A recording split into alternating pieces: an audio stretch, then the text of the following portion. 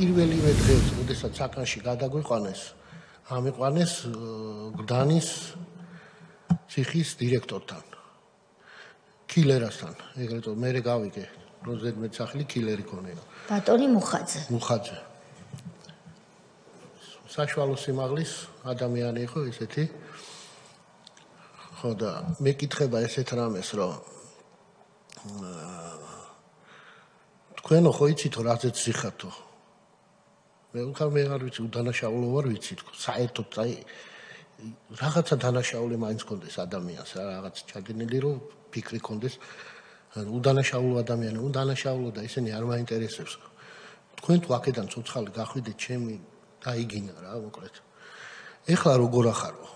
მე ვთქვა, რავი, ნორმალურად როგორც პატიმარი, ჩვეულებრივად. აი ხვალი დაიწყება თქვენი ამბებიო. დედის იმის და ამის და გინებით და ემით. ეხლა ჩადიო საკანშიო და კარგად იფიქრეო დრო გაქო შენო მაღაზეო, რომ აღიაროთ ის დანაშაულება. არაფერს არ ვაღიარებ ჩვეულებრივად. აი მაგასაც გაჩვენებო როგორ იქნებაო. გადაგვიყვანეს მერე ისევ საკანში დამაბრუნე, საკანში არ ქრებოდა შუქი არასდროს. ეს ალბათ მერე მეთვალყურეობის ამბავი იყო ვიდეო კადრებით. იღებდნენ 24 საათის განმავლობაში. ყოველ ღამე გავყავდით საკნიდან.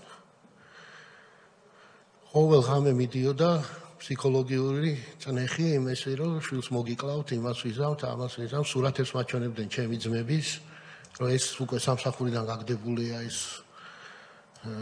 გაუშვით, ეხა მიყვებით ყველა დანარჩენს. შენი ბავშვი დღეს სკოლიდან რომ გამოვიდა,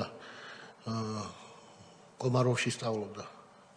ჩემი ბავშვი და კომაროვიდან რომ გამოვიდაო, გეტყვია ზუსტად საადიარაო. მარშრუტს. და გაჩვენა რა თქმა უნდა, ვთხარი რომ მეუბნები ხა მაგას. აი იცოდეო, რომ გაგანადგურებთ ყველანაირად, ოჯახის წევრებიანა ყველაფრით. და ეს მიდიოდა რამოდენიმე დღე ამასთან დაკავშირებით, მაგრამ მაინც ისე ვიყავი, აი 5 დღე საჭმელი რო არ ჭამდი, პატიმარს უკაცრავად და საჭმელში ჩაუფურთხეს, აი იმ რიტუალს დღეს რომ სადღაც ვიღაცა რესტორანში ამბობდნენ, რომ აი ეს ჩავიდინეთ და რაღაც გლდანის ციხეში პატიმრებს ეპყრობდნენ, აი ეს უკაცრავად და არა ადამიანები ეგრე, რომ პატიმარს არ ეჭამა საჭმელი. ბატონო გიორგი, იმას ამბობთ, რომ ეს არის მათი ხელწერა? ეს არის მათი ხელწერა, ადამიანზე დაბრალება, უდანაშაულო ადამიანზე წამება, აი ეს ყველაფერი რაც დღესაც სადღაც მესმის. და მე თუ ვერაფერს გახდები, უნდა ჩაუფურთხო საკვებში.